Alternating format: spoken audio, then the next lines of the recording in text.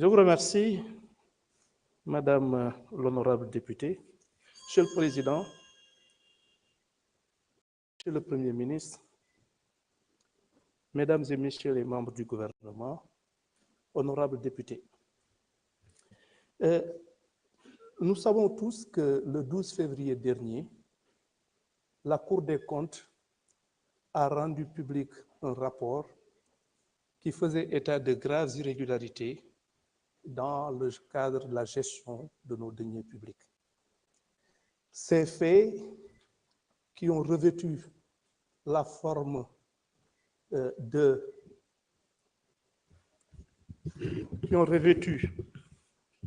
qui sont susceptibles en tout cas de revêtir des qualifications pénales, retracer de graves violations des règles budgétaires et surtout la dissipation d'une partie extrêmement importante et exagérée de nos deniers publics. C'est ainsi donc qu'il a été fait état de recettes qui ont été irrégulièrement rattachées à des exercices budgétaires pour minorer le déficit budgétaire. Il a été également fait état d'importants crédits qui ont été transférés à des services non spécialisés de l'État via des comptes de dépôt, puis effectuer des opérations qui ne sont pas retracées dans la comptabilité de l'État et échappent de ce fait au contrôle de régularité préalable nécessaire à la préservation des deniers publics. La question de Madame le député est surtout relative à l'attitude de la justice par rapport à ces violations extrêmement importantes de nos règles de gestion et des pratiques qui ont été à l'origine de la dissipation d'importants montants de nos deniers publics. Il va de soi qu'une enquête sur la base, évidemment, des conclusions de la Cour des comptes, dont j'ai déjà eu à saluer le caractère extrêmement sérieux et crédible, et je m'étonne d'ailleurs qu'on puisse d'une façon ou d'une autre remettre en cause ces conclusions sur la base tout simplement d'affinité ou en tout cas d'appartenance politique ou pas, mais en tout état de cause, la Cour des comptes, c'est une institution crédible et dont la mission entre justement dans le cadre de ces conclusions. Il est important de dire que la justice sera saisie, des enquêtes seront ouvertes et on s'évertuera à établir effectivement l'ampleur du mal dont on est saisi, à rattacher ces violations de la loi, ces violations des règles budgétaires et surtout cette dynamique de dissipation de nos deniers publics. On veillera à faire une enquête, des investigations qui auront pour finalité non seulement de les établir de façon tout à fait irréfutable au moyen de preuves intangibles,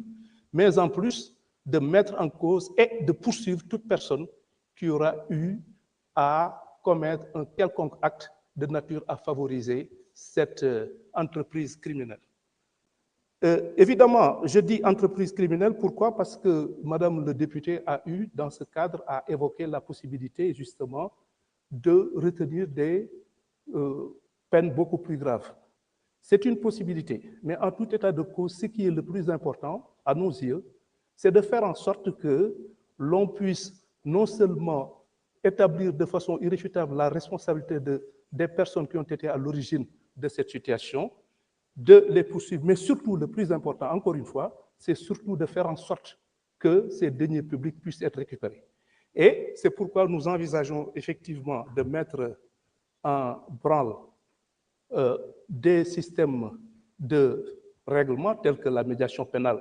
qu'il va falloir améliorer, mais encore une fois, je pense que l'action de la justice serait quelque peu vaine si véritablement on ne parvient pas d'une façon ou d'une autre à récupérer ces importants montants qui ont été dissipés et dont le pays a le plus grand besoin.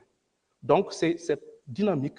de récupération de ces deniers publics en dehors même du fait qu'il va falloir établir les responsabilités et en tirer toutes les conséquences de droit. Laaj bi ñu ma laaj moom mooy si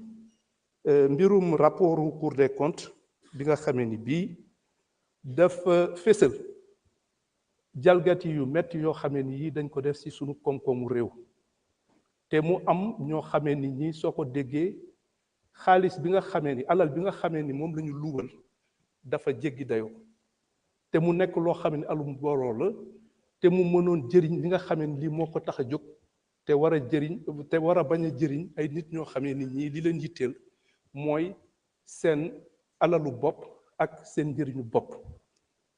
léegi biñ ko saytoo li ci li ñu fas yéene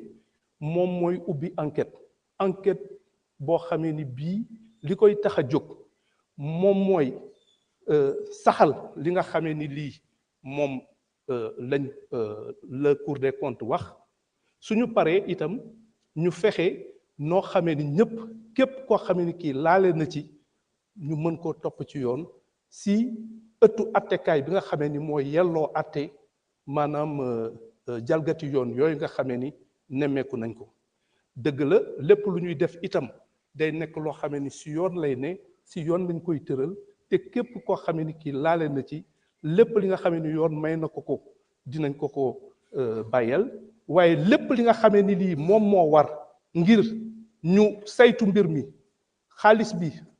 fexe nuñ ci jotaate wala ñu jotaat ci lu ëpp solo te ñi nga xamee ni ñii ñoom laale nañ ci li yoon wax lépp li yoon wax si xeetu yaru yoon ñu teg leen ko su fekkee ni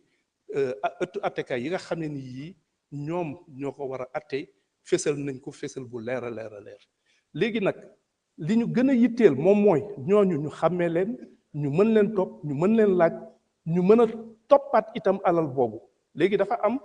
ay procédure maanaam ay doxalin yoo xamee ni yii yu mel ni médiation pénale yoo xamee ni dañuy seet su fekkee ni nangu ngaa indi xaalis ba mu mat sëkk wala si anam yoo xamee ni yu leer naññ la ñu jéem a seet nu ñuy amee yërmande ci yow. waaye li ci ëpp solo moom mooy ndax xaalis bi aussi suñ ci mënee jotaat ndax daf ñu yitteel lool te it mu amal ñu solo lool ñu fexe nuñ ci jote si anam yoo xamee ni yii day mucc ayib. waaye du caaginu itam ndax médiation pénale itam moo tax ma ni il faut ñu gën koo dëgëral mais du nekk loo xamee bunt la boo xamee ni bii yenn nit ñi nga xamee ni dañu def ndeyu ñaawteef yu rëy ñu mën cee génn boo xamee ni bii day mel ni rek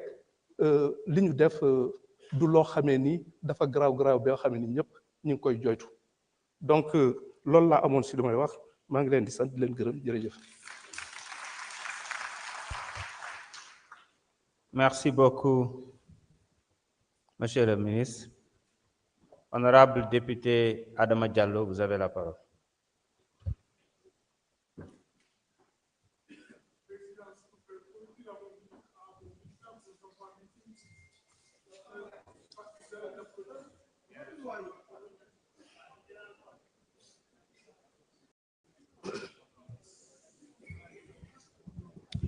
Monsieur le Président de l'Assemblée nationale,